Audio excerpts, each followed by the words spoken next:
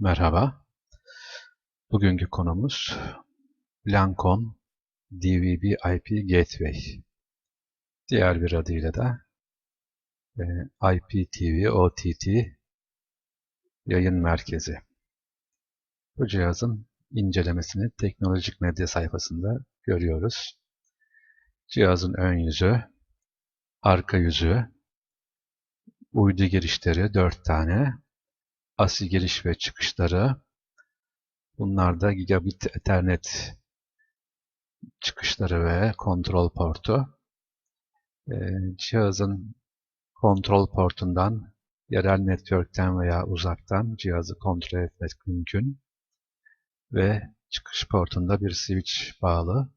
Switch vasıtasıyla IPTV set-top box'lardan ve VLC player vasıtasıyla bilgisayardan izleyebiliyoruz. Cihazla ilgili diğer bilgiler burada.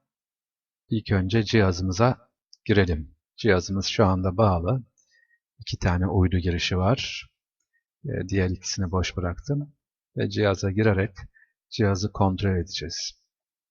Önce input'undan başlayalım.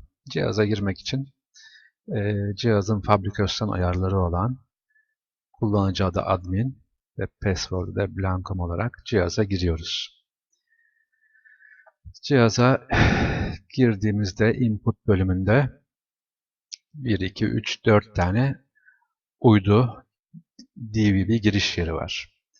Biz şu anda bunlardan ilk ikisine uydu kablomuzu, LNB'den gelen uydu kablomuzu bağladık ve cihaza hemen girelim. Birinci giriş, birinci input'una bakıyoruz. İlk input'unda TürkSat uydusundan NTV paketinin frekansını yazdık ve sembol rate'ini yazdık. Bu frekans üst bantta olduğu için 10.600 yazdık LNB frekansında. Eğer alt bant olsaydı 9.750 yazacaktık. Bunları yazdıktan sonra DVB standartını da DVB SS2 yaptık. Çünkü NTV transponder'ında, yani televizyon yayın paketinde hem SD hem HD yayınlar olduğu için DVB SS2 yazdık. Diğer bölümleri off yaparak set tuşuna bastık. Set tuşuna bastığımızda birinci tünel girişimizdeki girdiğimiz transponder'daki bütün yayınlar, bu örnekten de görüldüğü gibi açıldı önümüze. Star NTV, NTV Spor, radyolar, HD kanallar ve şu kısım yeşil yandı. Input rate'imiz de görülüyor. 42 megabit per second büyüklüğünde. Yine Transport Stream 2 dediğimiz kısma bakalım. Bu girişten de yine kablo vasıtasıyla bu sefer Kanal D transponder'ını girdik. Hemen cihazımızın ilk durumuna bakalım. Evet. Kanal D transponder'ımız girilmiş vaziyette. İkinci girişimizden 11977 SAT-downlink dediğimiz uydu transponder'ının frekansı. Yine üst bant olduğu için 10.600 yazıyoruz buraya. Sembol rate de 27500. Yine DVB SS2 standartını seçtik. Diğer tarafları da 0 konumuna getirdik. Set tuşuna bastığımızda tünel kilitlendi ve Kanal D transponder'ındaki yayınların hepsi geldi. Böylelikle biz bu iki transponder'dan, dördüne de yapabiliriz, bir yayın havuzu oluşturduk. Bu yayınları şimdi IP'ye çevireceğiz. Aldığımız yayınlar, televizyon ve radyo yayınları, transponder'daki bütün yayınlarını aldık.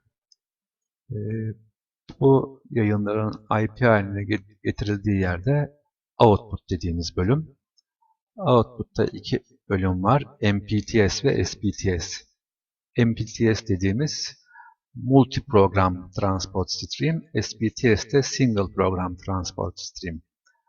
MPTS dediğimiz bölüm daha çok yayın kuruluşları tarafından kendi yayın paketlerini grup olarak, yani MUX yaparak toplu halde tek bir IP'den yollanılma yöntemi.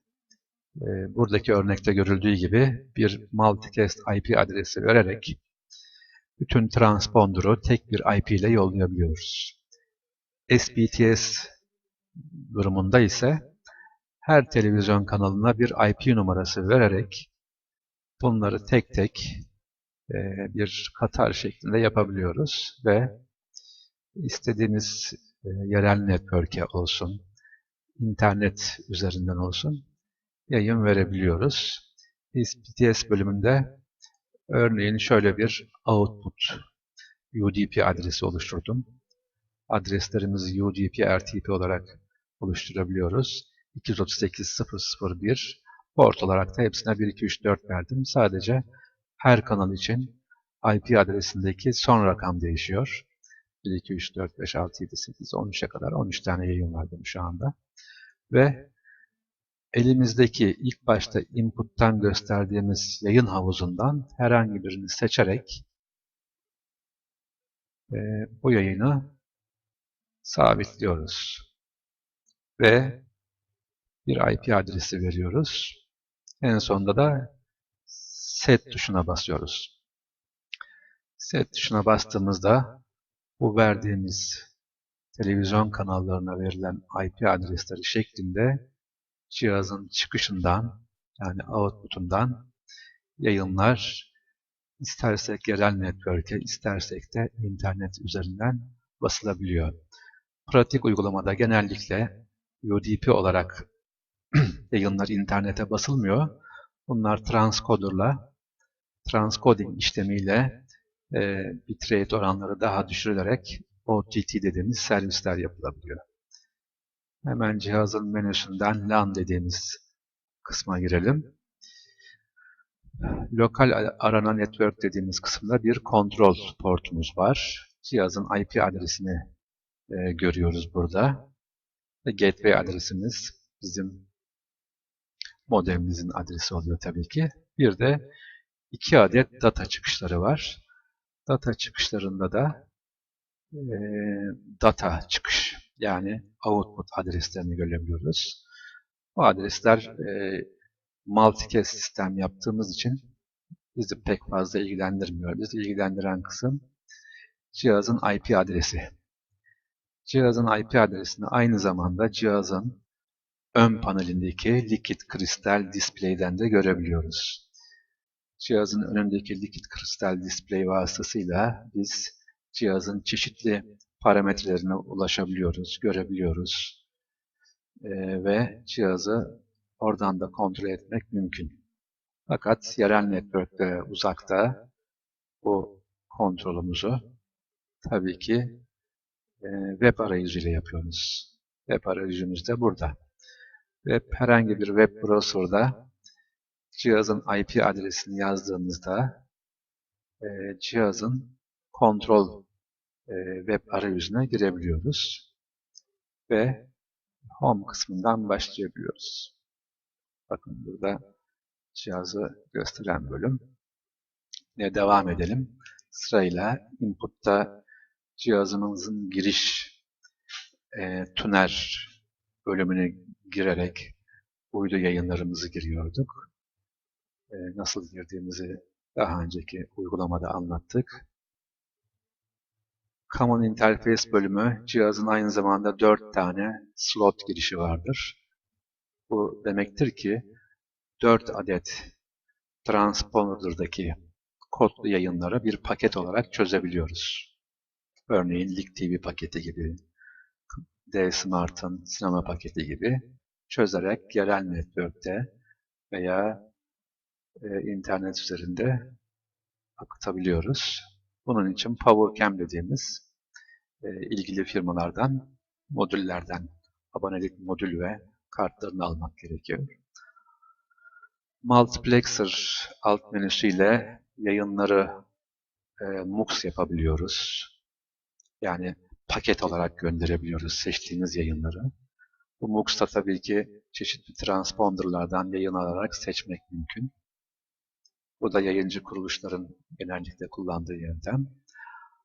Output alt menümüzde MPTS olarak veya SPTS olarak yayınları IP adresi atayarak çıkışına gönderebiliyoruz. LAN bölümümüzde cihazın kontrol ve data çıkışlarını görebiliyoruz. Sistem bölümümüzde cihazın çeşitli fonksiyonları, resetleme, fabrika ayarlarına dönme, set etme gibi ve cihazla ilgili kontrol bölümleri var.